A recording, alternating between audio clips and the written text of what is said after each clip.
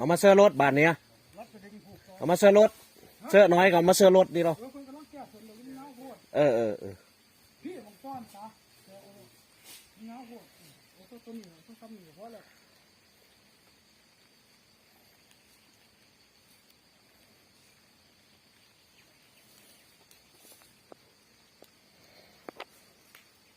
เฮ้ยไปนี่เฮ้ยอ้วนไปถึงไปเอาเชือกน้อยมาใส่พี่มันจังมาเหยียบเอามาเข่ารถคือกันนี่ละเอามาเสื้อรถคือเดียวนี่ละมาพี่เจ้าบ้าน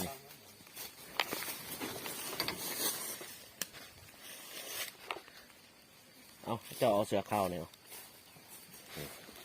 เฮ้ยเงินไป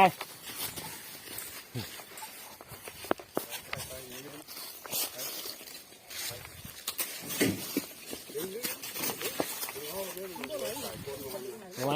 มันแห้งเนาะ